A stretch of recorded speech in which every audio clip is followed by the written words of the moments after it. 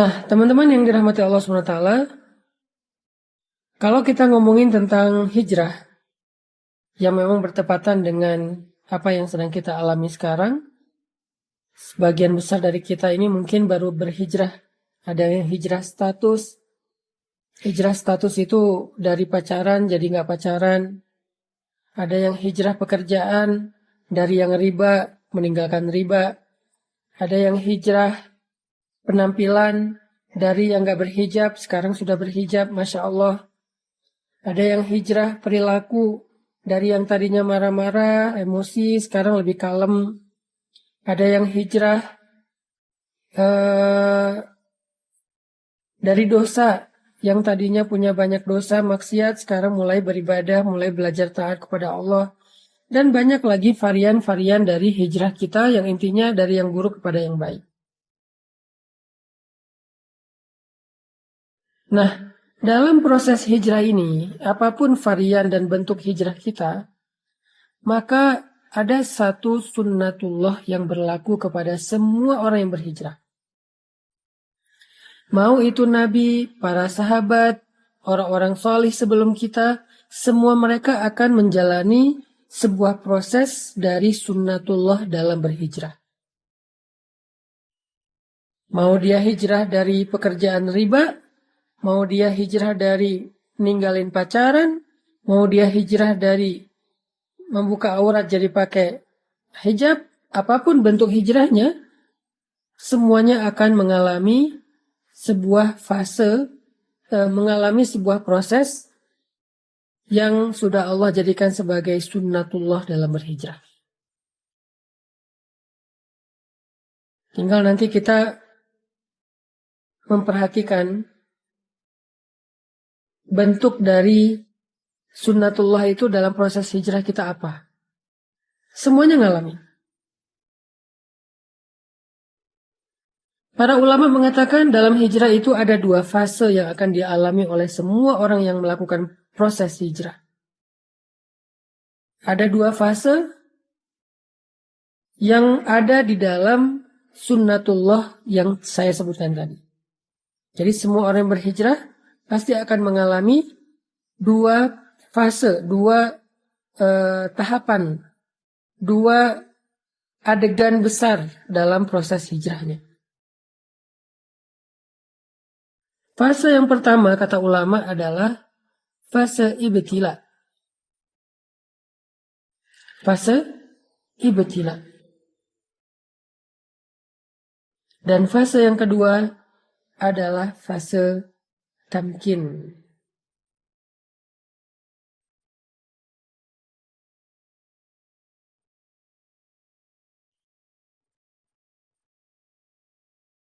Fase yang pertama adalah fase ibtila. Sedangkan fase yang kedua adalah fase tamkin. Apa itu fase ibtila? Ibtila itu dari kata bala, yang kemudian menjadi bahasa Indonesia, bala. Artinya ujian. Jadi semua orang yang melakukan hijrah, baik dia hijrah dari yang buruk kepada yang baik, maupun bahkan hijrah dari non-muslim menjadi muslim, converting to Islam. Semua yang menjalankan proses pergantian ini, shifting ini, converting ini, kepada yang lebih baik, berhijrah di jalan Allah, maka dia akan mengalami fase yang pertama, semuanya, yaitu fase ibtila, fase ujian. Semuanya. Maka nanti teman-teman bisa ngecek di dalam Al-Quran, yaitu surat Al-Ankabut, ayat pertama, kedua, dan ketiga. Surat Al-Ankabut, coba kita buka Al-Quran. Surat Al-Ankabut, itu surat 29, ayat pertama, kedua, dan ketiga.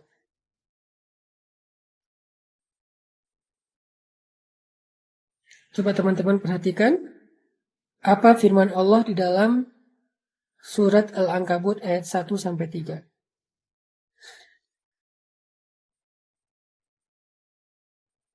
A'udzu billahi minasy syaithanir rajim.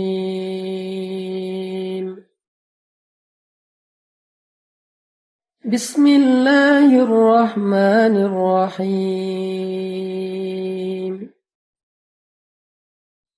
Alif Lam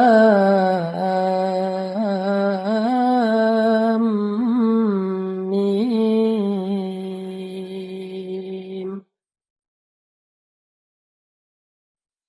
Ahasiban nasu an yutraku an yaqulu amanna أن يقولوا آمنا وهم لا يفتنون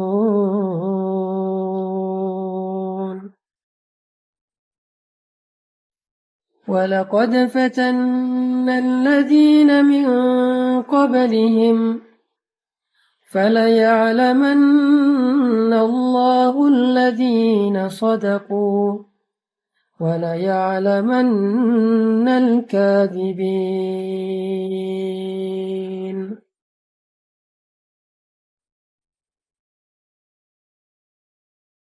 Alif Lam Mim. Apakah manusia mengira akan dibiarkan saja dia berkata kami telah beriman, sedangkan mereka tidak lagi diuji?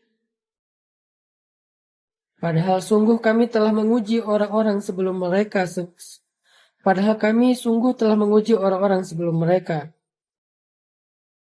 Maka Allah akan tahu siapa orang-orang yang jujur dan siapa orang-orang yang pendusta. Sadaqallahu. Ini adalah janji Allah kepada setiap orang yang berhijrah. Orang yang mengatakan saya pengen berubah. Orang yang mengatakan saya pengen beriman. Orang yang mengatakan saya pengen bertaubat. Orang yang mengatakan saya pengen ninggalin riba. Orang yang mengatakan saya pengen ninggalin pacaran. Orang yang mengatakan saya pengen ninggalin masa lalu yang penuh dengan dosa. Lalu Allah mengatakan, hasiban nasu ayyutraku ayyakulu amanna wahum la yuftanun. Apakah mereka manusia mengira akan dibiarin aja mengatakan hal-hal itu? Mengatakan beriman, mengatakan pengen taubat, mengatakan pengen hijrah, mengatakan pengen memperbaiki diri, mengatakan pengen masuk Islam, mengatakan pengen meninggalkan riba, meninggalkan pacaran, berhijab, akan dibiarkan aja ngomong kayak gitu? Sedangkan mereka tidak diuji? Ini pertanyaan dari Allah dalam bentuk Ini pernyataan dari Allah dalam bentuk pertanyaan. Jadi Allah menyampaikan sebuah berita, bentuknya pertanyaan. Kayak sindiran gitu. Seolah-olah Allah pengen ngasih tahu, emang kalian pikir dengan udah berhijrah, udah selesai. Allah nggak akan nguji lagi. Harus ada fase ujian yang dilewati. Namanya fase ibtila. Dan ternyata itu bukan hanya kita alami sendiri, tetapi orang sebelum kita pun mengalami hal yang sama, padahal mereka lebih baik dan lebih soleh daripada kita.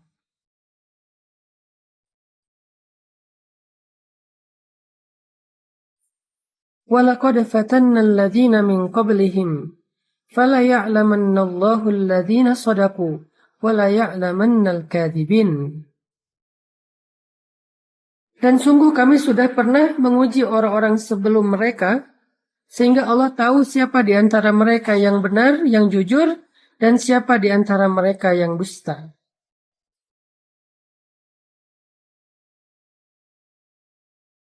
Bilal bin Rabah, ketika beliau masuk Islam, Allah mengujinya, ketahuan lagi sholat oleh tuannya, sehingga akhirnya beliau disiksa oleh Umayyah bin Khalaf dengan penyiksaan yang luar biasa. Asia istri Fir'aun, ketahuan sudah beriman kepada agamanya Musa, langsung disalib di pohon korma oleh suaminya sendiri sampai wafat.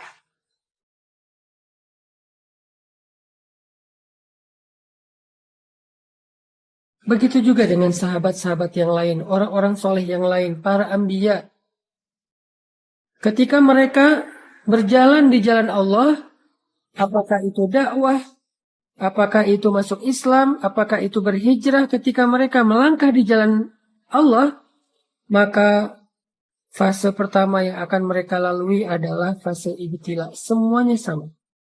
Semuanya mengalami fase itu, fase ibtila.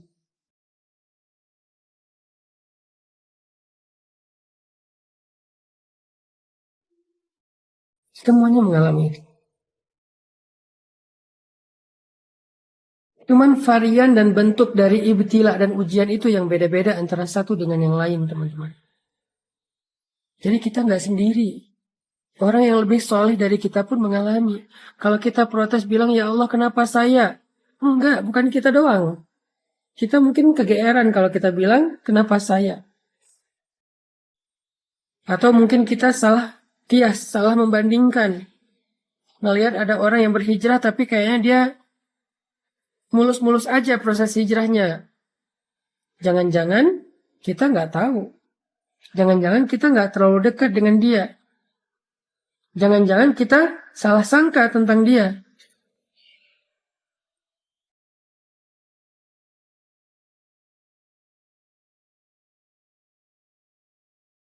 Semua, kata Allah.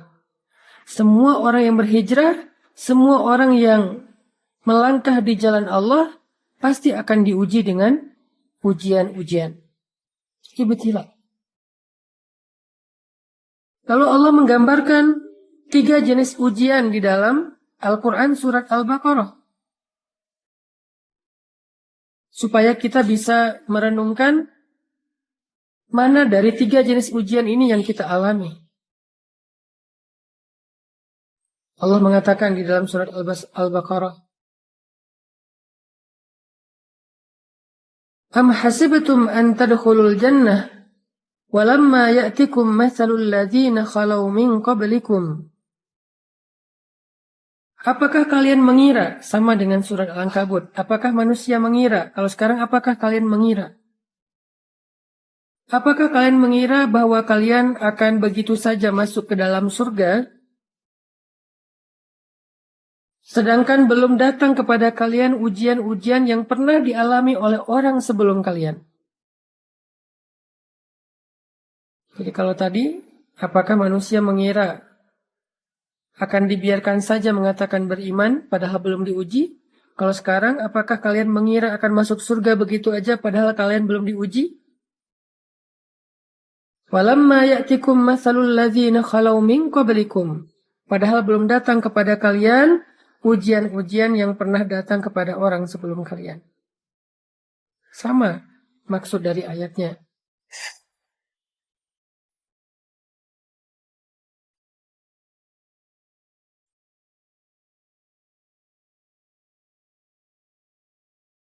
Lalu setelah itu Allah menjelaskan 3 bentuk dari ujian.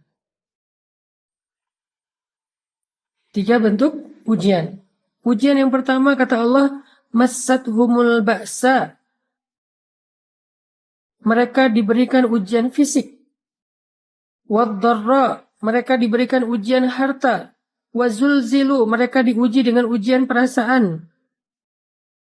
3 jenis ujian kata Allah. Ba'sa, darra, zulzilu.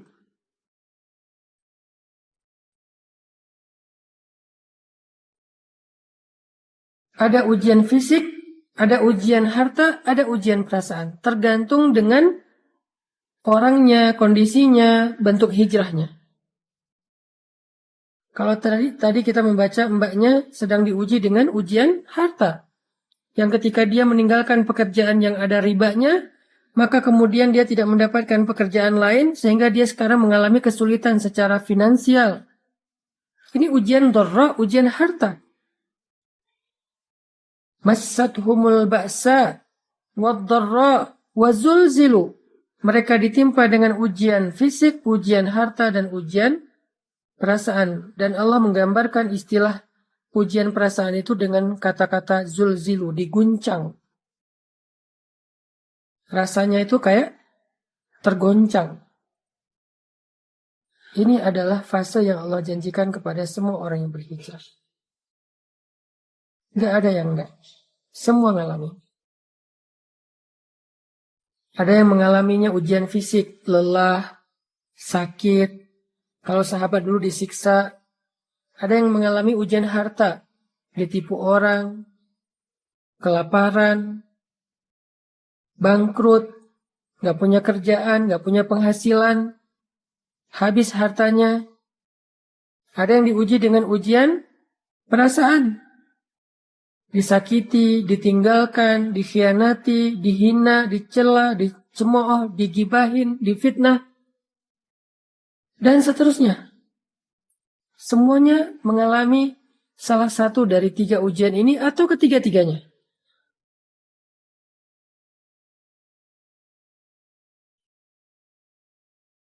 Saking beratnya ujian yang dialami oleh Nabi dan para sahabat, saking beratnya ujian yang dialami oleh Nabi dan para sahabat, sampai mereka mengatakan, "Mata nasrullah?" Hatta yaqula ar-rasul walladzina amanu ma'ahu, "Mata nasrullah?" Kapan datangnya pertolongan Allah? Saking beratnya ujian mereka. Kapan datangnya pertolongan Allah? Kapan kita keluar dari ujian ini? Kapan semua ini selesai? Kapan semua ini berakhir? Mata nasrullah? Nabi loh yang nanya. Sahabat yang nanya, saking beratnya ujian mereka. Allah menjawab, "Ala inna nasrullahi qarib." Bukankah pertolongan Allah sudah dekat? Bukankah pertolongan Allah sudah dekat? Apa maksud Allah di dalam ayat ini? Maksudnya semakin berat ujian yang kita alamin, maka semakin dekat kita kepada pertolongan Allah, yaitu fase kedua dalam hijrah. Fase kedua dalam hijrah, yaitu fase tamkin namanya. Kalau fase pertama, fase ibtila. Fase kedua, fase tamkin. Fase ditolong oleh Allah SWT. Fase ketika Allah membukakan jalan keluar. Wa may yattaqillaha yaj'al lahu makhraja. Siapa yang sabar, yang taat, yang istiqomah, bertakwa kepada Allah, Allah kasih jalan keluar. Tapi sebelum Allah kasih jalan keluar, ada fase yang harus dia lalui, yaitu fase sabar, fase ujian. Itulah takwa. Karena takwa bukan sekedar ibadah, tetapi kesabaran dalam menghadapi ujian. Itulah fase yang akan kita lalui. Atau yang sedang kita lalui buat sebagian yang baru berhijrah. Itu semuanya ngalamin. Jadi ketika kita mengalami fase ibtila, fase ujian kayak gini, la tahzan, jangan berkecil hati. La tay'as, jangan putus asa. La taqlaq, jangan ragu kepada pertolongan Allah. Kenapa? Itu bukan tanda-tanda bahwa kita salah memilih jalan. Kepada Mbak yang tadi bertanya, setelah meninggalkan pekerjaan riba, jadi nggak punya penghasilan, apalagi dengan pandemi seperti sekarang susah banget untuk mencari pekerjaan, maka ujian ini bukan tanda-tanda kalau Mbak salah memilih jalan atau pilihan hidup. Enggak. Buat yang memutuskan pacarnya udah nggak mau pacaran, tiba-tiba pacarnya jadian sama yang lain atau malah menikah dan bahagia, sementara kita belum dapat jodoh sampai sekarang, itu bukan pertanda kalau antum atau kalian salah memilih jalan. Enggak. Karena jalan yang kita tempuh sebelumnya itu jalan yang salah.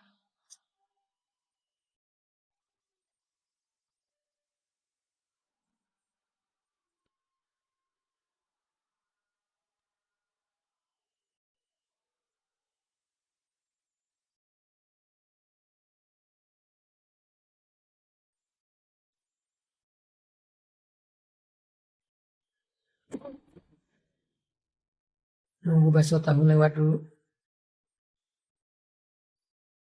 Sampai di mana tadi? Itu bukan tanda-tanda kalau kita salah memilih jalan, bukan. Karena jalan yang kita pilih dulu, yang kita lalui dulu itu adalah jalan yang salah. Jadi ketika kita meninggalkan jalan yang salah itu, walaupun kita belum menemukan jalan yang lebih baik, maka setidaknya kita sudah meninggalkan jalan yang salah, yang buruk, yang merugikan kita. Dan itu sebuah kemajuan, itu sebuah kebaikan. Jangan sampai kita menyesal meninggalkan pekerjaan yang ada ribanya dengan mengatakan, duh, sekarang saya nggak punya penghasilan, saya nggak punya pemasukan, saya nggak punya pekerjaan. Sedih juga sih udah ninggalin kerjaan yang dulu. Kalau dulu masih ada penghasilan, walaupun haram. Enggak. Keadaan kita sekarang tanpa penghasilan, itu lebih baik daripada dulu ketika kita mendapatkan harta-harta yang haram. Sekarang tuh lebih baik. Walaupun mungkin sedikit merepotkan keluarga, ada ujian tadi dihina orang, diomongin orang, eh, dikritik orang, dicela orang, ujian perasaan kan? Tapi sekarang lebih baik daripada tadi. Kenapa? Mana ada ceritanya dosa itu lebih baik daripada ketika kita menempuh jalan Allah dengan segala resikonya. Enggak. Mbak yang udah kehilangan pekerjaan tetapi hartanya riba, sekarang nggak punya pekerjaan tetapi hartanya berkah, sekarang jauh lebih baik. Hanya mungkin sekarang sedang mengalami fase ibtila, fase diuji. Dan fase ujian itu akan naik terus tingkatannya. Akan naik terus, tensinya. Makin lama makin berat, makin panas, makin luar biasa, makin beban akan naik terus seperti malam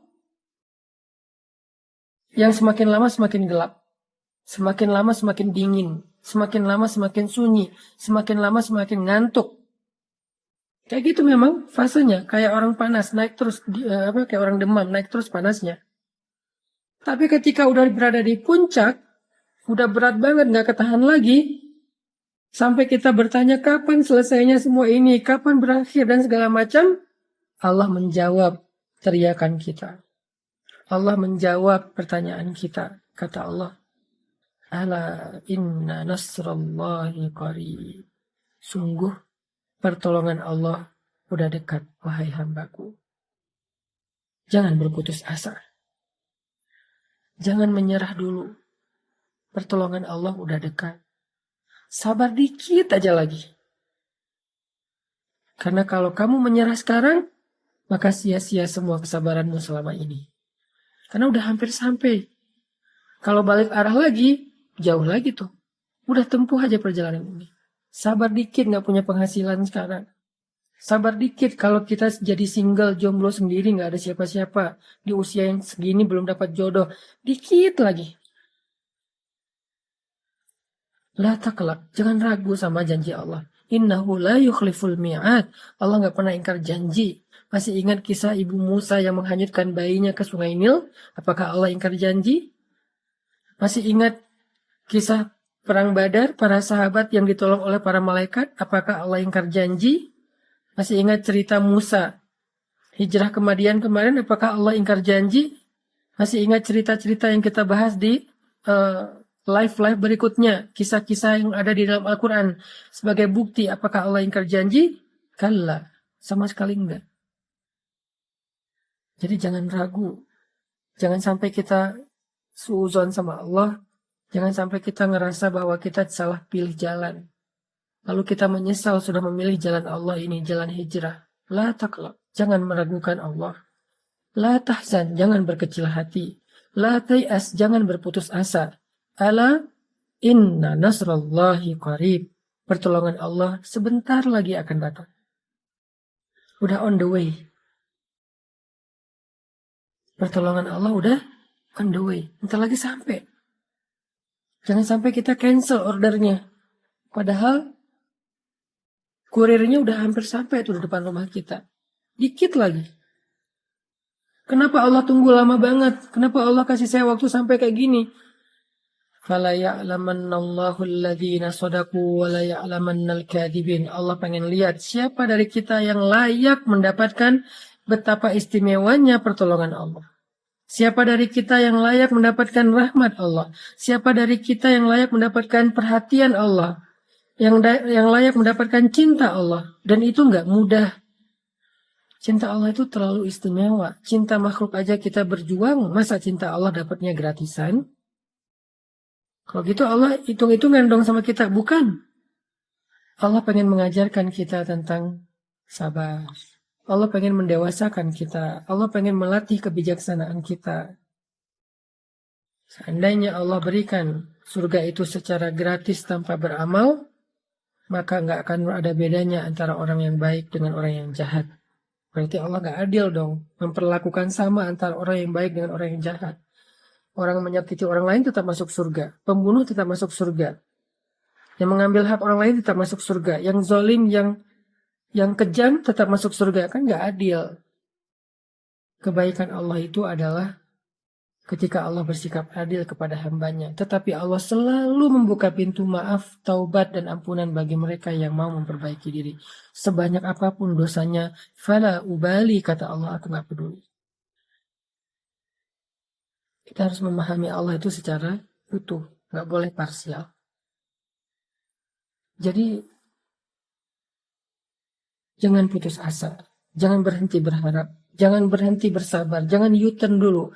Pertolongan Allah itu dikit lagi sampai udah on the way, OTW udah.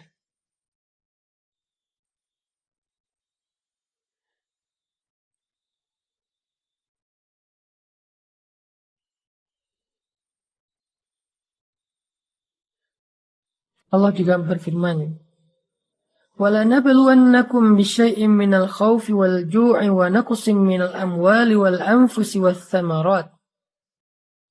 Kami pasti akan menguji kalian, pasti. وَلَنَبْلُوَنَّكُمْ, pakai tasydid, penegasan. Pasti kami akan menguji kalian. Fase ujian, fase ibtila, fase sabar ini memang fase yang harus kita lalui semuanya. Nggak ada pengecualian, termasuk para nabi yang lebih soleh daripada kita, termasuk Rasulullah yang lebih dicintai Allah daripada kita. Kekasih Allah sekalipun melewati fase ini. Terus siapa kita untuk melangkahi dan men-skip fase ini? Nggak. Semua kita ngalami. Nabi Muhammad aja yang lebih keren daripada kita ngalami ujian yang berat. Apalagi kita yang keimanannya belum tentu benar, yang kata-kata hijrahnya belum tentu jujur, yang bilang pengen memperbaiki diri belum tentu sungguh-sungguh. Maka Allah pasti akan menguji semua kita. Semua kita. وَلَنَبْلُوَنَّكُمْ, pasti kami akan menguji kalian. Bisyai'in, dengan sedikit. Rasa bisyai'in minal khawfi, rasa takut, ujian perasaan. Wal-ju', rasa lapar, ujian harta. Wa naqsim minal amwal, kekurangan harta, ujian harta juga. Wal anfus, kehilangan orang-orang yang dicintai, ditinggalkan orang-orang yang dicintai, sakit hati, ujian perasaan. Wathamarat, kebunnya nggak berbuah, nggak jadi panen, segala macam. Ujian harta, ujian perasaan, ujian harta, ujian fisik. Lalu di akhir ayat itu apa kata Allah? Wabasyiris sabirin. Sampaikan berita gembira kepada orang yang sabar. Apa berita gembiranya? Ala inna nasrullahi qarib. Bukankah pertolongan Allah itu sudah dekat?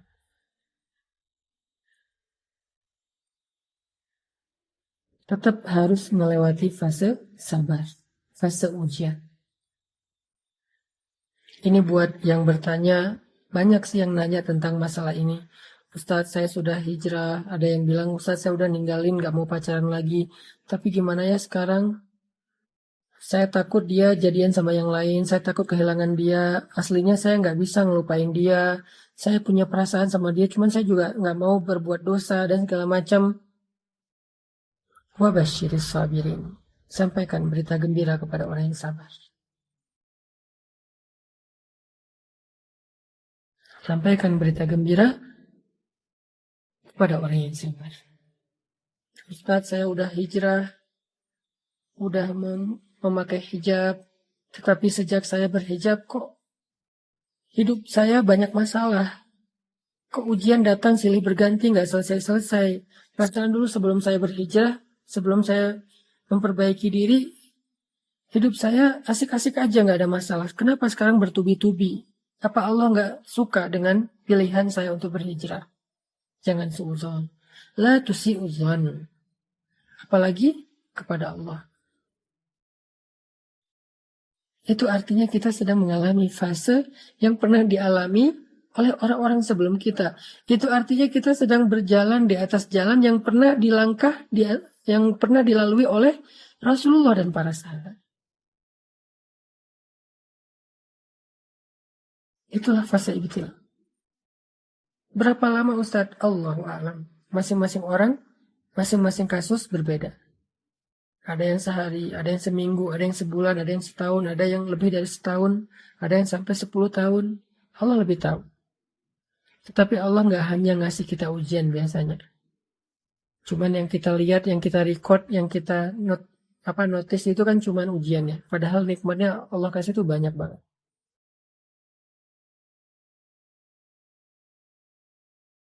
Masalahnya kita selalu melihat nikmat itu hanya angka-angka. Kita lihat nikmat itu hanya harta.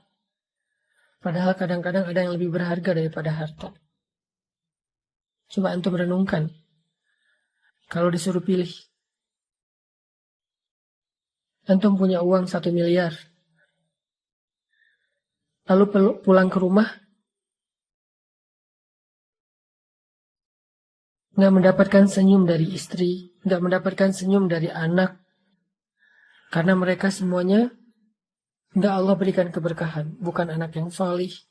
Sibuk sendiri. Anaknya jarang di rumah juga. Sibuk dengan teman-temannya, dengan pacarnya. Istri sibuk dengan sosialitas, sosial media.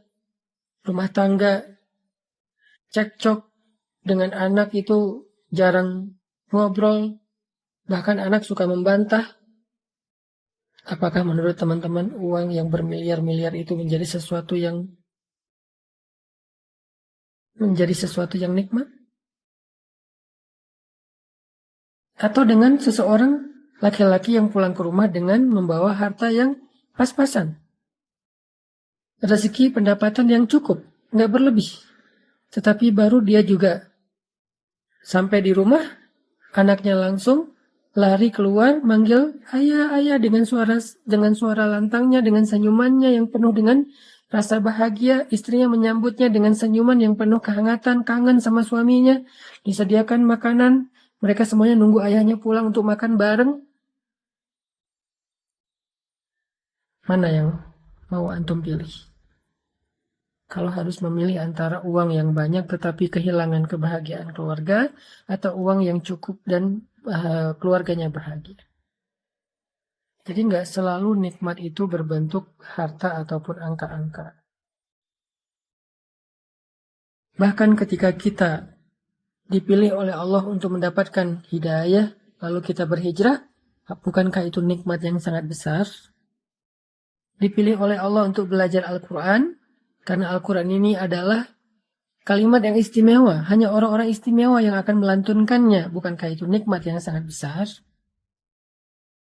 Selain ujian yang sedang Allah berikan kepada kita, coba renungkan lebih dalam lagi. Agar kita tidak mengatakan, kayaknya hidup saya nggak ada baiknya setelah saya hijrah. Coba renungkan lagi. Memangnya benar nggak ada kebaikan sama sekali setelah kita hijrah? Kayaknya enggak deh.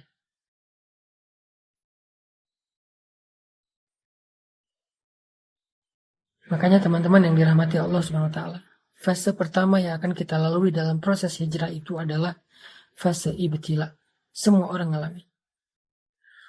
Lalu kalau kita sabar, kalau kita bertawakal, berserah kepada Allah, kalau kita bertahan dan tidak berputus asa, kalau kita berbaik sangka bahwa Allah nggak ninggalin kita, kalau kita ridho dengan semua ketentuan Allah setelah kita memilih pilihan hijrah, maka kita akan sampai kepada fase kedua, yaitu fase tamkin, fase nasr, pertolongan dan kemudahan dari Allah Subhanahu wa taala.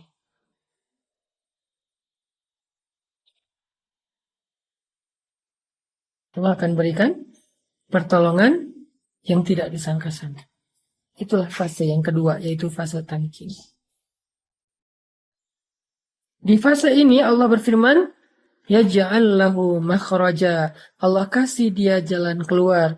Wa yarzuqhu min haitsu la yahtasib. Allah kasih dia rezeki dari jalan yang tidak terduga-duga. Wa yaj'al lahu min amrihi yusra. Allah jadikan segala urusannya itu menjadi mudah. Wa yu'zim lahu ajra. Allah lipat gandakan pahala-pahalanya.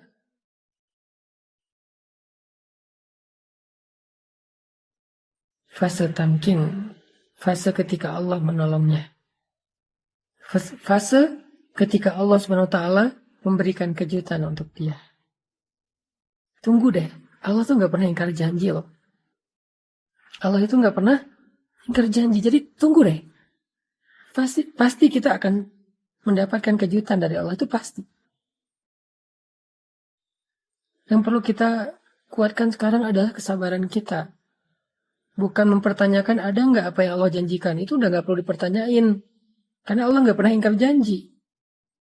Dan Allah Maha Kuasa untuk menunaikan janjinya. Nggak ada yang bisa menghalanginya.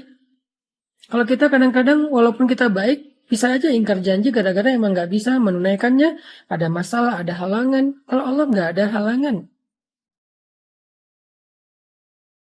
Iyuridu syai'an in arada syai'an ayyakula lahu kun, fayakun. Kalau Allah pengen sesuatu, Allah cuma bilang jadilah, jadi tuh. Jadi kita nggak perlu mempertanyakan apakah janji itu ada, apakah kejutan itu ada. Itu bukan bagian kita. Justru itu yang melemahkan kita. Nggak usah ditanyain. Yang perlu kita siapin, yang perlu kita kuatkan itu adalah kesabaran kita sekarang dalam fase ibtila. Kesabaran kita untuk menunggu janji Allah. Ala inna nasrullahi qarib. Bukankah pertolongan Allah udah dekat? Kita kuatkan aja dulu kesabaran kita. Tunggu aja. Pasti Allah akan tunaikan janjinya. Pasti Allah akan kasih kita kejutan yang bikin kita senyum-senyum sendiri nanti. Ana inda dhanni abdi bi, kata Allah. Aku tergantung prasangka hambaku kepadaku.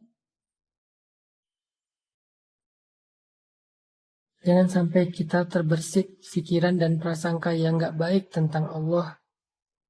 Yang nanti akan merugikan diri kita sendiri. Karena Allah tergantung prasangka kita. Yakin aja. Tunggu deh. Jika kita tetap menjaga prasangka baik kepada Allah. Kita sabar, tabah, nunggu. Gak berhenti, berikhtiar. Gak berputus asa. Kita akan sampai kepada fase tamkin. Kita akan tersenyum ketika mendapatkan kejutan dan pertolongan Allah yang luar biasa. Itu yang dialami oleh Bilal bin Rabah. Dia masuk Islam, lalu dia ketahuan sama tuannya, lalu dia diuji dengan disiksa oleh Umayyah bin Khalaf. Siksaan yang hampir membuat dia meninggal dunia. Saking beratnya siksaan tersebut, ditindih batu yang besar, yang mungkin lebih berat daripada orang, ditindih di dadanya, hampir aja tulang rusuknya patah, dijemur di bawah terik matahari yang panasnya lebih dari 50 derajat, dicambuk, disiram dengan air panas, dibakar, dikulitin, dibeset-beset, dan segala macam bentuk penyiksaan yang luar biasa. Bilal hanya bilang ahadun ahad, ahadun ahad. Dari yang tadinya dia mengatakan ahadun ahad dengan suara lantang sampai hanya bisa berbisik ahadun ahad. Saking beratnya ujian Bilal. Dia nggak berputus asa terhadap ahadun ahad. Kemudian Allah datangkanlah tamkin, pertolongan. Allah utus Abu Bakar As-Siddiq untuk membeli Bilal. Lalu setelah dibeli oleh Abu Bakar, Bilal berpikir, dia akan menjadi budaknya Abu Bakar. Dan dia ridho menjadi budak Abu Bakar karena menjadi budak Abu Bakar adalah keberuntungan. Punya tuan sebaik Abu Bakar. Tapi ternyata Allah ngasih dia kejutan. Bukan hanya dibeli oleh Abu Bakar, tapi setelah dibeli saat itu juga Abu Bakar mengumumkan, Bilal adalah saudara saya di dunia dan di akhirat. Artinya, Bilal bukan budaknya Abu Bakar, tapi saudaranya Abu Bakar. Bilal bukan budaknya Abu Bakar, tapi saudaranya Abu Bakar. Kalimat saudara ini bukan basa-basi. Kalimat saudara ini bagi orang Arab, apalagi bagi para sahabat, itu berarti sebuah janji. Mu'ahadah. Yang kalau ada apa-apa, maka Abu Bakar yang akan membela Bilal. Kalau ada apa-apa, Abu Bakar yang akan menanggung kebutuhan Bilal. Ada apa-apa, Bilal bisa datang ke rumah Abu Bakar kapan saja. Ketuk 24 jam, rumah Abu Bakar itu terbuka untuk Bilal. Keluarga Abu Bakar adalah keluarga Bilal. Anak-anak Abu Bakar adalah ponakannya Bilal. Kejutan dari Allah. Tiba-tiba Bilal, budak dari Habasyah, yang hina, yang gak ada nilainya, menjadi saudara dari seorang laki-laki yang terhormat, kaya raya, mulia akhlaknya di kota Mekah. Sehingga tiba-tiba budak-budak yang lain jadi cemburu kepada Bilal. Aduhai, seandainya aku seperti Bilal. Kejutan dari Allah.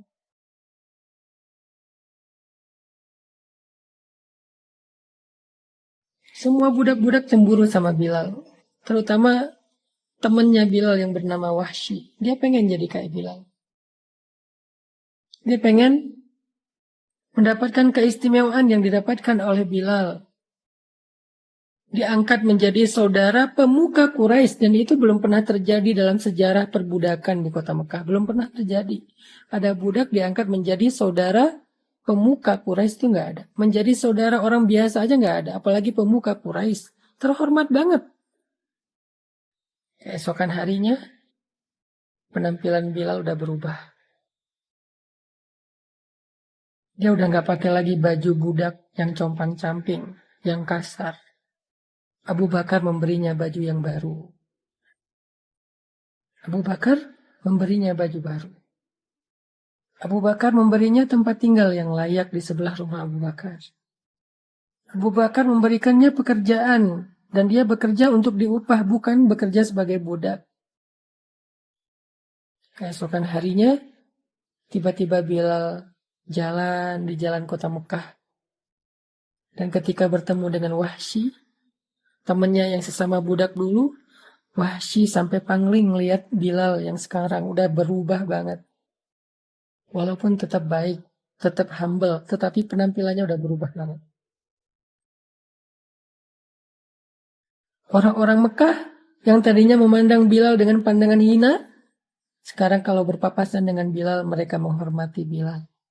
Di pasar, Bilal membeli barang untuk dirinya sendiri, bukan untuk orang lain, bukan untuk tuannya. Bilal bisa membeli barang dengan uangnya sendiri. Dan orang berdagang berjual beli dengan Bilal. Dan puncak dari kejutan yang Allah berikan kepada Bilal adalah ketika Nabi mengatakan, wahai Bilal, bima sabaktani ilal jannah. Dengan apa engkau mendahului aku ke surga, wahai Bilal? Dijamin masuk surga. Dijamin masuk surga. Nabi udah mendengar langkah-langkah kaki Bilal di dalam surga, padahal orangnya masih di dunia. Masya Allah. Nabi udah mendengar langkah-langkah kaki Bilal di surga, padahal orangnya masih di dunia. Makanya Nabi dengan candaan tapi serius sambil tersenyum bertanya kepada Bilal, bima sabaktani ilal jannah ya Bilal? Dengan apa engkau mendahului aku, wahai Bilal, ke surga? Seolah-olah Bilal masuk surga duluan daripada Rasulullah. Ini candaan dan penghargaan Nabi kepada Bilal. Allah muliakan Bilal di antara manusia penduduk bumi. Allah muliakan Bilal di antara kaum muslimin sehingga dia dihormati dan dikenang sampai hari ini sebagai muazin Nabi yang mengajak orang kepada Allah, mengajak orang beribadah sujud kepada Allah. Dia muazin kesayangan dan khusus di zaman Nabi. Allah muliakan Bilal bahkan di antara penduduk langit. Tamkin, kejutan. Allah nggak pernah ingkar janji. Tapi sebelum sampai kepada kejutan-kejutan yang luar biasa ini, Bilal harus melewati ujian yang sangat berat. Fase ibtila yang luar biasa yang hampir membuatnya terbunuh. Ketika diuji, semua orang kasihan sama dia. Semua orang berpikir dan khawatir dia akan mati dengan ujian ini. Sampai Wahsy berkali-kali bilang kepada Bilal, Bilal udahlah nyerah aja. Bilal udahlah, lakukan aja apa yang diinginkan Tuanmu supaya engkau tidak disiksa lagi. Aku gak kuat ngelihat kamu setiap hari disiksa dari pagi sampai malam. Tapi Bilal bertahan dengan ahadun ahadnya. Dan setelah ujian itu Bilal mendapatkan pertolongan dan kejutan Allah, barulah orang mengatakan, aduhai seandainya saya menjadi seperti Bilal. Jadi teman-teman yang berhijrah, termasuk saya, kita semuanya kan dalam proses berhijrah kepada Allah Subhanahu wa taala. Semua kita punya masa lalu. Semua kita punya keburukan, aib. Yang kadang Allah sengaja menutupi aib itu dari manusia karena Allah pengen menjaga kita, memuliakan kita. Tapi pastinya semua kita punya aib. Nah, kita semua karena punya aib berhijrah sekarang. Dalam proses hijrah ini, kalau kita mendapatkan ujian, sekarang kita jadi tahu, oh emang ini sunnatullahnya. Emang kayak gini jalannya. Kalau saya berharap dengan berhijrah langsung dapat kebaikan, saya tuh terlalu kegeeran. Emang saya lebih keren daripada Rasulullah dan Bilal apa? Emang kayak gini, fasenya tuh emang kayak gini, skenarionya emang kayak gini. Tapi jangan berkecil hati. Ini tuh cuman fase awal, masih ada fase kedua, masih ada episode kedua. Dan episode kedua itulah yang kita tunggu-tunggu. Episode kedua itulah yang kita harapin. Dan itu pasti, selama kita sabar. Wabasyiris sabirin. Sampaikan berita gembira kepada orang yang sabar. Sampaikan. Apa aja berita gembira kalau kita sabar. Tadi saya sampaikan tuh tentang Bilal. Itulah berita gembira. Maka teman-teman yang dirahmati Allah SWT, Mbak yang tadi bertanya, kalau sekarang sedang mengalami ujian setelah meninggalkan pekerjaan yang ada ribanya, kalau sekarang sedang mengalami ujian kesendirian setelah memutuskan gak mau pacaran lagi, kalau sekarang sedang mengalami ujian ketidaknyamanan setelah berhijab, kalau sekarang sedang mengalami ujian setelah belajar agama, setelah tahu agama jadi mungkin terbatas beberapa gerak-geriknya, aktivitasnya jadi terbatas, jadi agak sedikit harus beradaptasi lagi. La tayas, jangan putus asa. La tahzan, jangan berkecil hati. Innallaha ma'ana, Allah membersamai kita. Itu adalah pesan Nabi dalam peristiwa hijrah.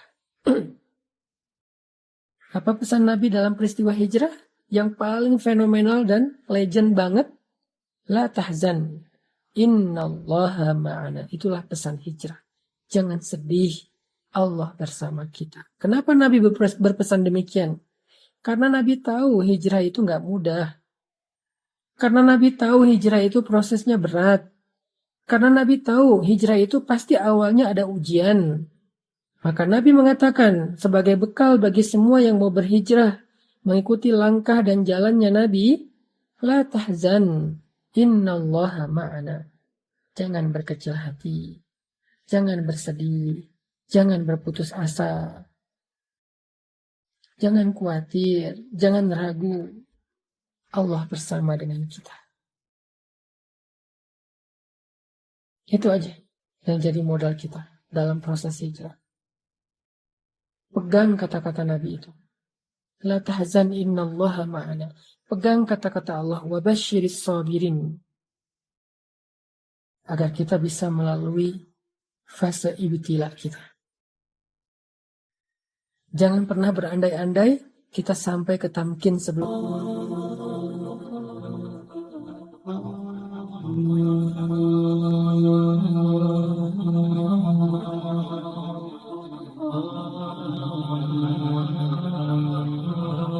Alhamdulillahirabbil alamin.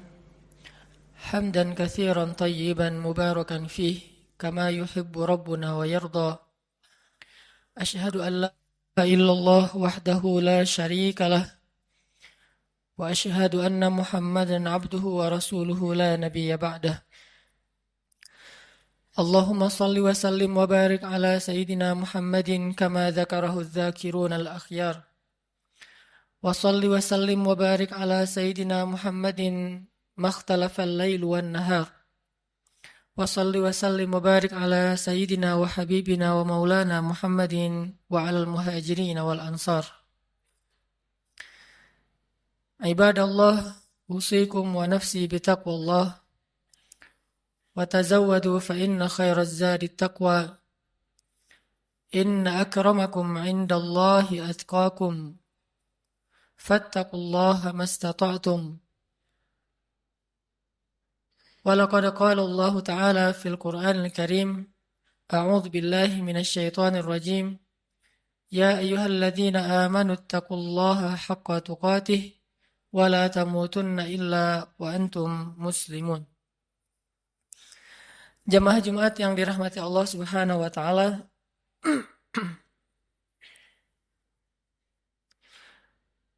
Dalam sebuah hadis yang diriwayatkan oleh Imam At-Tirmidzi, Rasulullah Shallallahu Alaihi Wasallam pernah bersabda, An Abdullah bin Mas'ud radhiyallahu an, qala Rasulullah Shallallahu Alaihi Wasallam, Ala ukhbirukum biman yahrumu 'alan nar, atau biman tahrumu 'alaihi nar, ala kulli qaribin hayyinin sahlin. Dari Abdullah bin Mas'ud radhiyallahu an, ia berkata, Rasulullah Shallallahu Alaihi Wasallam bersabda, maukah kalian aku beritahu orang-orang yang tidak akan disentuh oleh api neraka, atau orang yang tidak akan masuk ke dalam api neraka? Mereka adalah setiap orang yang memiliki sifat qaribin hayyinin sahlin. Hadis riwayat At-Tirmidzi. Dalam riwayat yang lain disebutkan ala kulli hayyinin layyinin qaribin sahlin. Orang yang memiliki 4 sifat, yaitu sifat hayyin, sifat layyin, sifat qaribin, dan sifat sahlin. Shadaqa Rasulullah sallallahu alaihi wasallam. Jamaah yang dirahmati Allah, ada 4 sifat yang kita bisa ambil di dalam beberapa hadis tadi. Sifat yang sangat diistimewakan oleh Allah Subhanahu wa taala pada diri seorang hamba. Bahkan Nabi SAW sampai memberikan jaminan, siapapun yang memiliki 4 sifat ini, tahrumu alaihin nar. Api neraka tidak akan membakarnya, atau dia tidak akan mungkin masuk ke dalam api neraka. Sifat yang pertama adalah sifat hayyin. Kalau kita membaca di dalam Al-Quran, di antara ayat yang menjelaskan tentang sifat hayyin ini adalah surat Al-Furqan ayat 63. Allah Subhanahu wa taala berfirman, A'udzu billahi minasy syaithanir rajim. Bismillahirrahmanirrahim. وعباد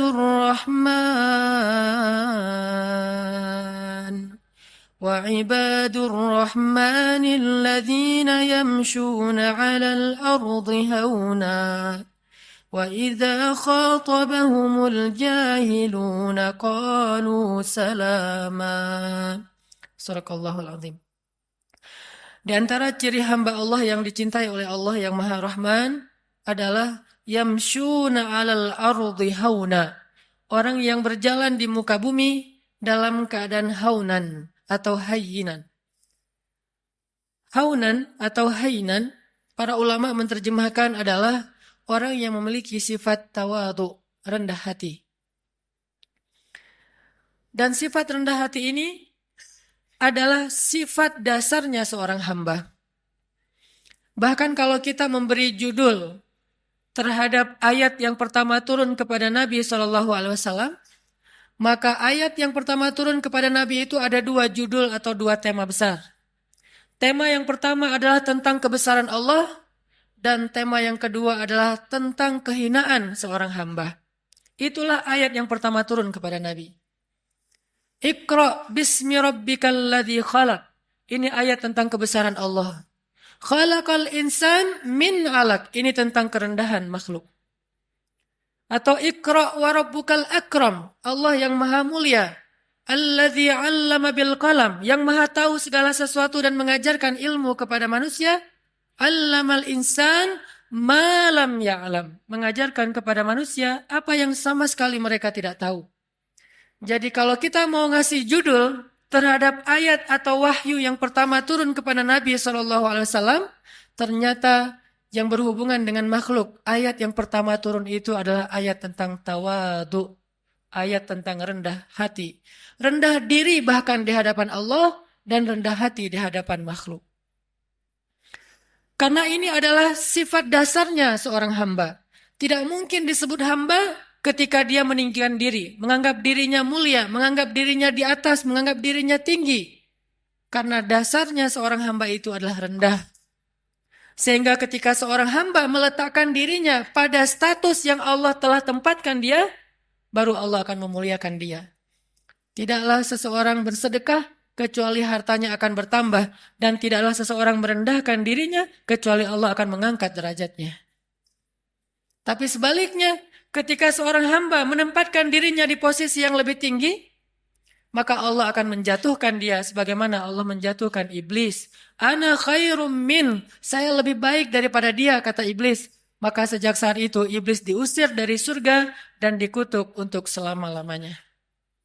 Sifat rendah hati, bahkan rendah diri di hadapan Allah Subhanahu wa taala adalah identitas aslinya makhluk. Identitas aslinya hamba. Dan inilah ciri hamba yang dicintai Allah Subhanahu wa taala. Hayyin. Kalau kita belajar kepada Rasulullah sallallahu alaihi wasallam, di antara contoh-contoh bagaimana Nabi menunjukkan hayyinan, sifat tawadhu, rendah hatinya beliau kepada sesama, adalah kisah ketika Nabi sallallahu alaihi wasallam duduk di antara sahabat-sahabat Ahlu Sufah. Ahlu Sufah itu adalah istilah untuk segolongan sahabat yang miskin. Yang mereka makan roti dari bahan yang kasar. Rotinya itu kasar dan keras, sehingga kalau ingin dimakan, roti itu harus direndam dulu dengan air baru bisa dimakan. Saking kasar dan kerasnya roti ini. Dan dalam bahasa Arab, ini diistilahkan dengan qadid. Ketika Nabi duduk di antara para sahabat miskin, lalu mereka menghidangkan roti-roti yang keras di hadapan Nabi. Lalu mereka merasa tidak enak hati karena malu kepada Rasulullah. Menganggap Rasulullah tidak pantas makan roti seperti yang mereka makan. Apa kata Nabi? Sesungguhnya saya adalah anak seorang perempuan yang biasa makan qadid. Sesungguhnya saya adalah anak seorang perempuan yang biasa makan qadid. Nabi ingin menempatkan dirinya sama dengan yang lain, sehingga yang lain tidak merasa canggung kepada beliau. Dan beliau mengatakan, saya sudah biasa makan makanan seperti ini dari dulu juga. Jadi kita sama. Akhirnya para sahabat merasa nyaman makan bersama Rasulullah SAW. Ini namanya hayyin. Tidak mencari perbedaan, tidak menganggap dirinya tidak pantas atau tidak level dengan orang lain, tetapi justru merendahkan diri sehingga menjadi sama dengan orang lain. Bahkan dalam riwayat yang lain yang mungkin ceritanya juga cukup terkenal, walaupun ulama memberikan judul yang berbeda-beda terhadap kisah ini, adalah kisah ketika Nabi bertemu dengan sekelompok penggembala ternak. Dan di Arab pada masa itu, yang menggembala ternak rata-rata bukan menggembala ternak pribadinya, bukan miliknya. Biasanya milik orang kaya digembalai oleh orang-orang miskin. Sama kayak Nabi dulu pernah menggembala ternak-ternak orang Mekah, bukan ternak beliau sendiri. Ketika Nabi duduk di antara para penggembala, maka Nabi menyampaikan, tidaklah Allah mengutus seorang Nabi kecuali mereka pernah menggembala ternak.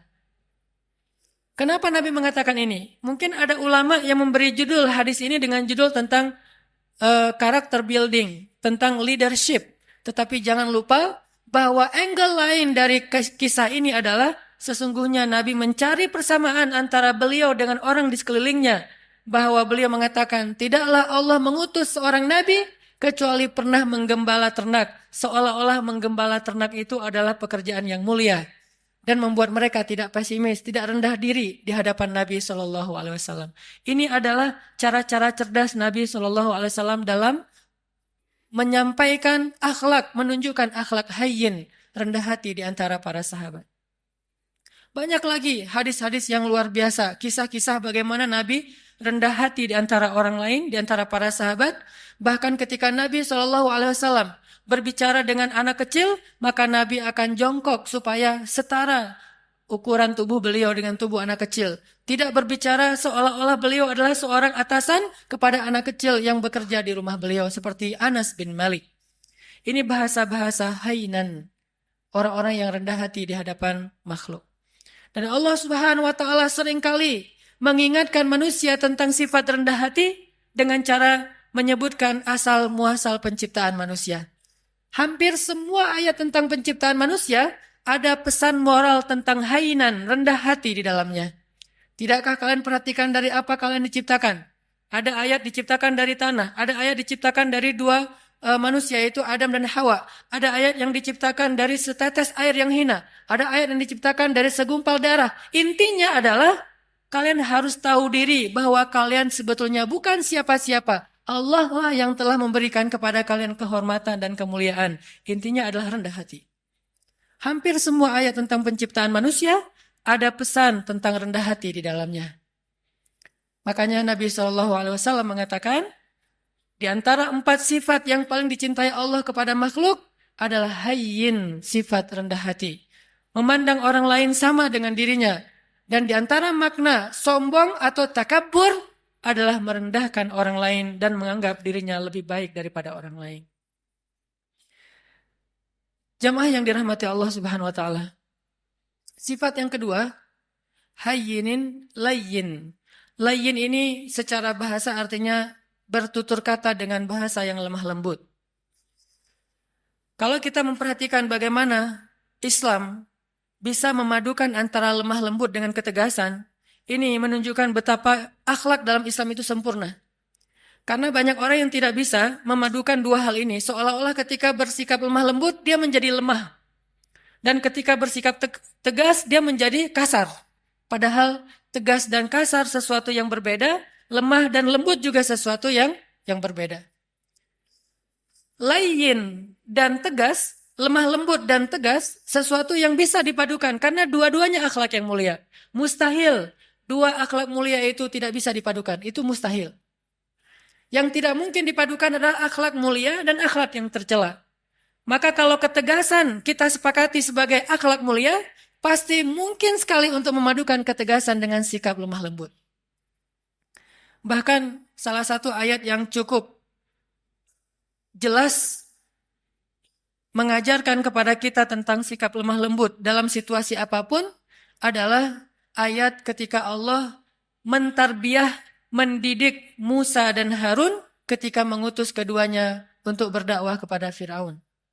Ketika Allah mengutus Musa dan Harun berdakwah kepada raja yang paling zalim yang pernah hidup di muka bumi, bukan hanya raja yang keras, yang kasar, bahkan raja ini pernah mengaku dirinya sebagai Tuhan. Bukan hanya syirik, tapi dia mengaku sebagai Tuhan. Dia mengatakan, Ana Rabbukumul A'la. Saya adalah Tuhan kalian yang paling tinggi. Ketika Allah mengutus Musa dan Harun untuk berdakwah kepada raja yang paling jahat ini, apa kata Allah? Wa qula lahu qawlan layyinan. Dan ucapkanlah kepada dia ucapan yang lembut. Sebelum Musa disuruh untuk merevolusi Fir'aun, maka Musa diperintahkan lebih dulu untuk qula lahu qawlan layyinan. Kenapa Allah katakan demikian? Karena Allah tahu karakter hambanya yang bernama Musa. Kalau Harun mungkin agak tidak terlalu dikhawatirkan akan bersikap kasar. Karena Harun pada dasarnya punya sifat lemah lembut. Harun ini kalau di antara para sahabat mirip seperti Abu Bakar. Sedangkan Musa mirip seperti Umar.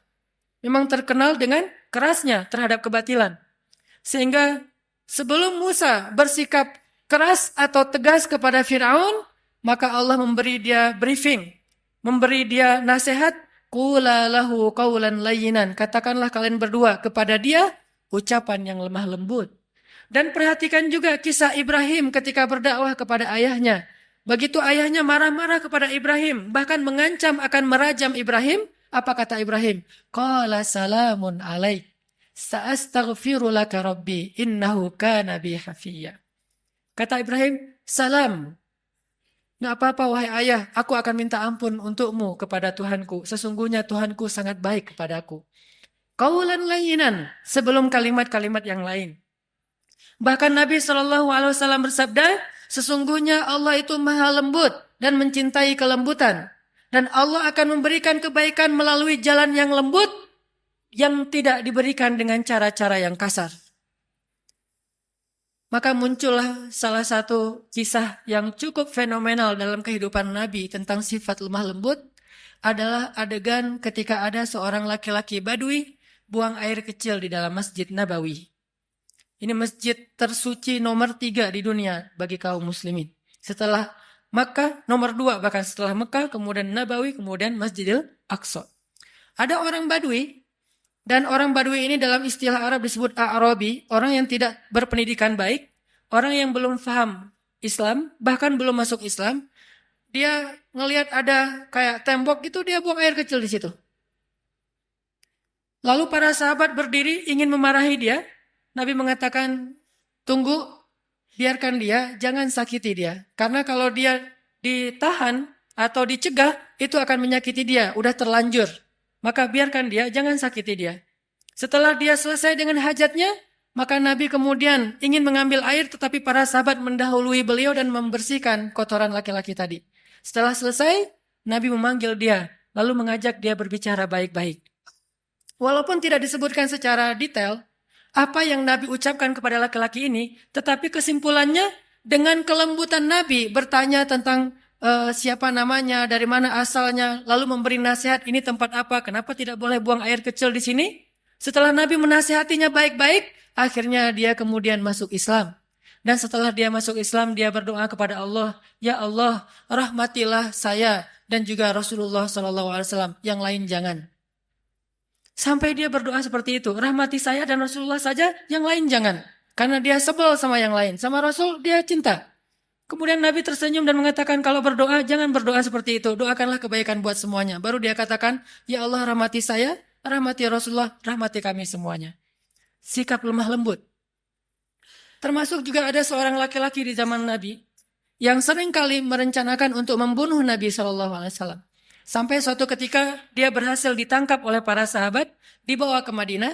Sampai di Madinah, Nabi menyuruh sahabat untuk mengikat dia di salah satu tiang masjid. Jadi dulu masjid juga berfungsi sebagai penjara darurat. Dia diikat di tiang masjid.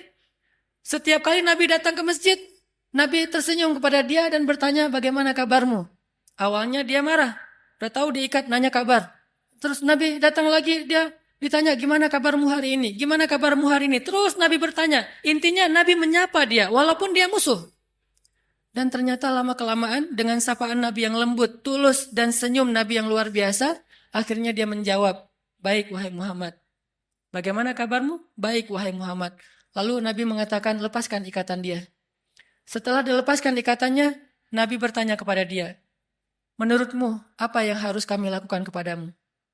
Kata dia, kalau engkau mau, lepaskan saya akan pulang ke kampung saya, akan saya ambil harta yang banyak, lalu saya berikan kepadamu tebusan terhadap diri saya. Dan peganglah janji saya. Maka Nabi mengatakan, tidak. Engkau tidak perlu menebus, engkau bebas. Dia mengatakan, saya bebas? Ya. Tapi kalau kamu ingin kembali ke negerimu, mandilah terlebih dahulu. Dia disuruh mandi. Setelah dia selesai mandi, dia diajarkan cara berwudu. Ternyata gara-gara keadaan suci itu Allah menurunkan hidayah ke dalam hatinya, lalu dia masuk Islam. Setelah dia masuk Islam, dia ketemu dengan Rasulullah, dia mengatakan, sungguh dulu engkau adalah orang yang paling saya benci, maka sekarang engkau adalah orang yang paling saya cintai. Allah mengubah sesuatu dengan sifat lemah lembut yang tidak bisa diubah dengan sifat yang kasar dan keras. Lalu muncul lagi adegan, seorang laki-laki di zaman Nabi, Muslim, tapi dia suka minum. Lalu ketika dia dalam keadaan mabuk, dia suka mengganggu orang di jalan. Sehingga ditangkap oleh para sahabat, dihadirkan kepada Nabi. Nabi mengatakan, ikat dia di depan masjid. Lalu Nabi mengatakan, kita akan menghukum dia dengan cara setiap orang yang datang ke masjid mengambil sendalnya dan memukul dia dengan sendal mereka. Setiap masuk masjid. Setiap masuk masjid, sendal dipegang, pukul. Dan memukulnya pun di bagian yang tidak akan melukai. Mungkin di lengannya atau di kakinya. Dipukul lalu masuk ke masjid. Supaya dia sadar. Lalu tiba-tiba ada seorang laki-laki, sahabat, memukulnya sambil mencela dengan mengatakan, celaka kamu. Maka Nabi SAW mengatakan, jangan begitu. Janganlah engkau membantu syaitan untuk mencelakakan saudaramu. Tegas, tetapi tetap menjaga kehormatannya. Sampai Nabi bersabda, kalau kita baca kitab Riyadhus Shalihin, ada bab yang khusus masalah ini. Nabi bersabda, jika budak perempuan kalian berzina, maka cambuklah dia, tetapi jangan mencela dia. Kalau dia berzina untuk kedua kalinya, cambuklah dia, tetapi jangan mencela dia. Kalau dia berzina lagi untuk ketiga kalinya, maka juallah dia walau dengan harga seutas tali yang murah, tetapi jangan mencela dia. Dalam Islam tidak ada ruang untuk mencela siapapun. Tetapi hukum, hak agama untuk ditegakkan. Sedangkan celaan bukan bagian dari agama.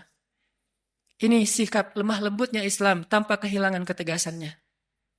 Kemudian Nabi juga mengatakan tentang bagaimana seorang suami kepada istri. Istausu bin nisa'i khairan, fa innal mar'ata khuliqat min dhila, wa inna a'wajad dhila a'lah. Perlakukanlah istri kalian dengan lemah lembut, dengan baik.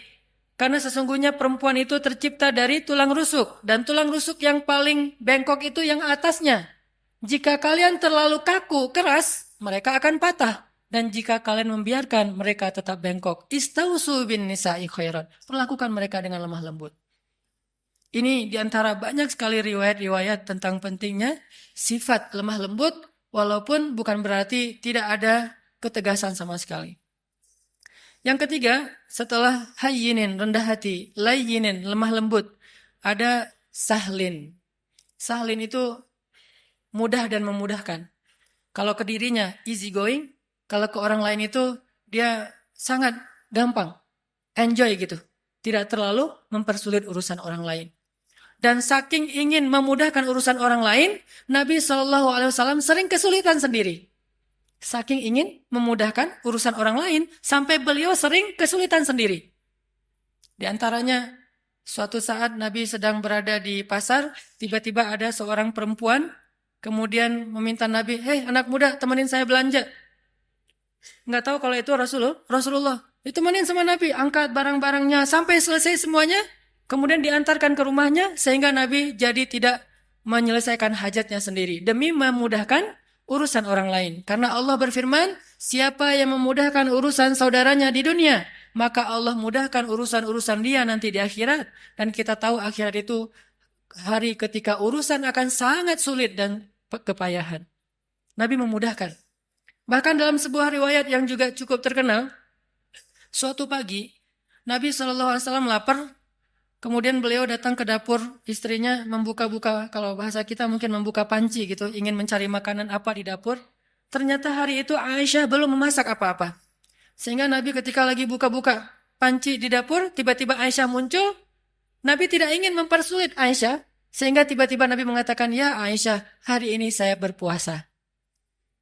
Sehingga Aisyah otomatis mengatakan, oh ya sudah kalau gitu sekalian, memang saya hari ini tidak memasak. Bukankah puasa sunnah boleh niat belakangan dengan syarat belum makan apa-apa? Akhirnya Nabi yang tadinya niat tidak puasa, gara-gara tidak ada makanan dan tiba-tiba Aisyah muncul. Dan kalau Nabi sampai ketahuan lagi buka-buka panci, nanti Aisyah terpaksa harus belanja, masak segala macam. Untuk memudahkan Aisyah, Nabi mengatakan langsung, Aisyah hari ini saya berpuasa. Sehingga Aisyah tidak perlu merasa bersalah karena tidak memasak hari itu. Lihat bagaimana Nabi memudahkan urusan keluarganya.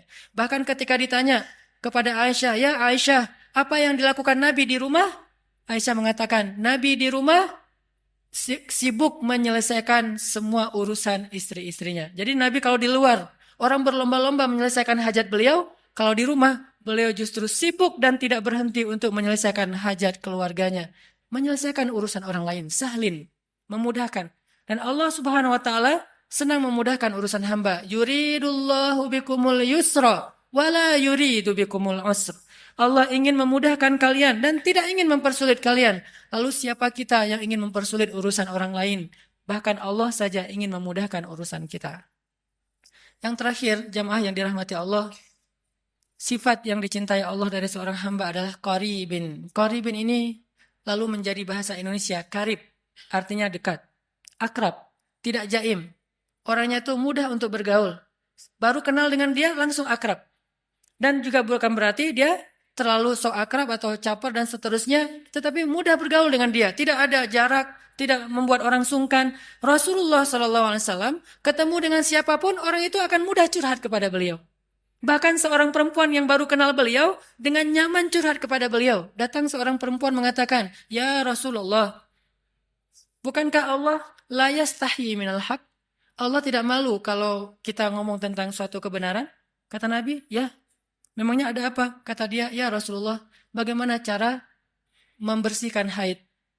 Seorang perempuan nyaman bertanya itu kepada Rasulullah. Dan pasti tidak akan nyaman bertanya itu kepada yang lain. Bagaimana cara membersihkan haid?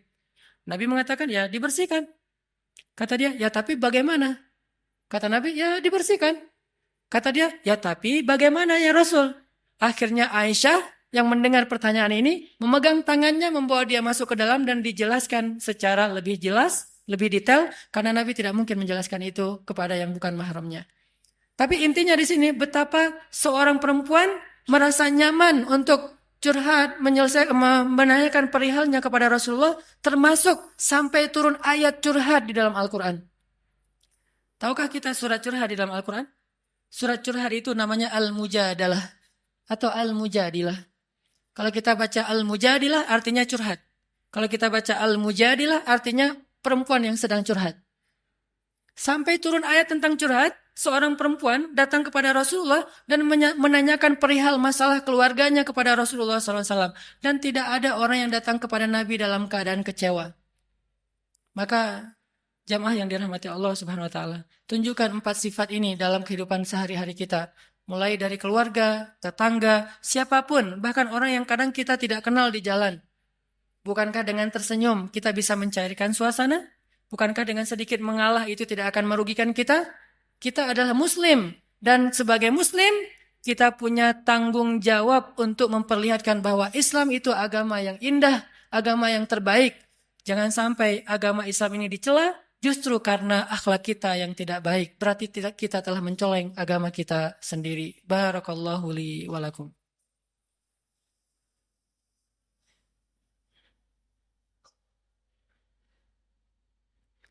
Alhamdulillahi rabbil alamin. Asyhadu an la ilaha illallah wa asyhadu anna Muhammadar Rasulullah. Allahumma salli wa sallim wa barik ala sayyidina wa habibina wa maulana Muhammadin wa ala alihi wa sahbihi ajma'in. Jamaah yang dirahmati Allah Subhanahu wa taala, Allah Subhanahu wa taala berfirman, Bismillahirrahmanirrahim. Ya ayuhan nas, ya ayyuhalladzina amanu, la yaskhar qaumun min qaum asa ayyakunu khairan minhum, wala nisa'um min nisa' asa ayyakunna khairan minhun. Janganlah kalian saling mencela, karena bisa jadi orang yang dicela itu lebih baik daripada orang yang mencela. Begitu juga sekelompok perempuan. Jangan mencela kelompok perempuan yang lain, karena bisa jadi perempuan yang dicela itu lebih baik daripada yang mencela. Intinya, ayat-ayat akhlak di dalam Al-Quran itu sangat banyak, dan jangan lupakan bahwa akhlak itu sama pentingnya dengan akidah dan ibadah. Dan bukan berarti mengambil akhlak membuang akidah dan ibadah. Atau sebaliknya, mengambil akidah dan ibadah saja, tapi mengabaikan akhlak. Islam adalah sebuah kesatuan. Memahami Islam itu harus kafah. Udkhulu fis silmi kafah. Masuklah kalian ke dalam agama ini secara utuh. Utuh artinya tidak mengambil sebagian ayat dan membuang sebagian yang lain. Mengambil satu sunnah dan membuang sunnah yang lain. Mengambil satu syariat dan membuang syariat yang lain. Maka siapapun yang membeda-bedakan antara satu ayat dengan ayat yang lain, satu sunnah dengan sunnah yang lain, satu syariat dengan syariat yang lain, sungguh dia tidak beriman kepada Allah Subhanahu wa taala. Yukhadi'un Allah walladzina amanu wa ma yakhda'una illa anfusahum.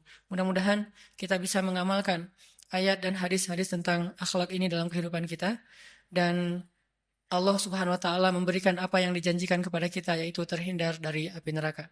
Terakhir, marilah kita sama-sama berdoa, dan saya selalu berharap kaum muslimin di seluruh dunia, hari Jumat adalah yaumud du'a, hari diijabahnya doa. Maka bantulah saudara-saudara kita di Suriah, di Palestina, di Rohingya, di seluruh dunia, termasuk mungkin yang di Indonesia seperti di Aceh dan di seluruh Indonesia. Bantulah mereka dengan doa.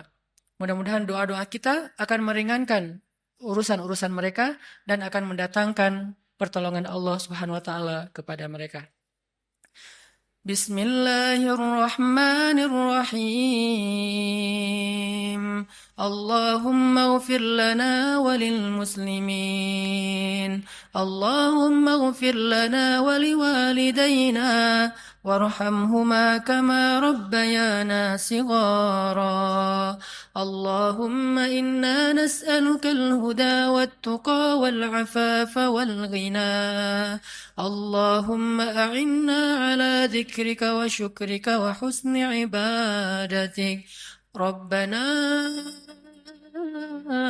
آتنا من لدنك رحمة وهيئ لنا من أمرنا رشدا واجعل لنا من كل ضيق مخرجا ومن كل هم فرجا ومن كل عسر يسرا. اللهم انصر الإسلام والمسلمين.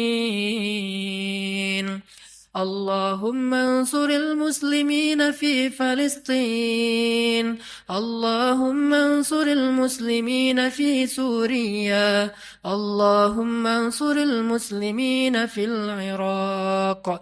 اللهم انصر المسلمين المستضعفين المظلومين في روهينيا. اللهم انصر دعوتنا يا الله. اللهم اشف صدور المسلمين يا الله. اللهم اجعل بلدنا هذا إندونيسيا بلدا آمنا بلدا آمنا بلدا آمنا وارزق أهله من الثمرات من آمن منهم يا رزاق. ربنا هب لنا من أزواجنا وذرياتنا قرة أعين واجعلنا للمتقين إماما. Ya Allah, ya Arhamar Rahimin, ampunkanlah dosa-dosa kami ya Allah, maafkanlah kesalahan kami ya Allah. Ya Arhamar Rahimin, anugerahkanlah kepada bangsa kami ini pemimpin-pemimpin yang taat kepadamu dan adil kepada manusia. Berilah petunjuk-Mu kepada pemimpin-pemimpin kami, dan bimbinglah ulama-ulama kami. Berilah hidayah-Mu kepada pemuda-pemuda Islam di Indonesia, dan bangkitkanlah Islam di tangan-tangan para pemudanya. Berikanlah kepada kami keluarga-keluarga yang menjadi penyejuk mata kami, dan jadikanlah kami imam dalam ketakwaan. Ya Arhamar Rahimin, bantulah saudara-saudara kami di seluruh dunia, saudara-saudara kami di Palestina, di Suriah, di Irak, di Myanmar, di Yaman, di Mesir, dan di seluruh dunia ya Allah. Bantulah saudara-saudara kami di Nanggro Aceh Darussalam, dan kuatkanlah kesabaran mereka. Hindarkanlah negeri ini dari malapetaka dan musibah-musibah yang akan mengambil dan menyakiti urusan dan menyulitkan urusan kaum muslimin. Ya Arhamar Rahimin, satukanlah barisan kaum muslimin, satukanlah hati kaum muslimin. Engkaulah yang menggenggam hati hamba-Mu. Tidak ada daya dan upaya kecuali dengan kebesaran-Mu ya Allah. Ya Arhamar Rahimin, jadikanlah kami termasuk di antara orang-orang yang menolong agama-Mu. Jangan Engkau biarkan kami menjadi orang yang hanya duduk berpangku tangan dan membiarkan agama-Mu dalam keadaan terlunta-lunta. Ya Arhamar Rahimin, selamatkanlah kami di dunia dan di akhirat. Jauhkan kami dari azab kubur. Berikanlah kepada kami husnul khotimah. Rabbana atina fid dunya hasanah wa fil akhirati hasanah wa qina adzabannar. Qulu qawli hadza wastaghfirullah li wa lakum innahu huwal ghafurur rahim.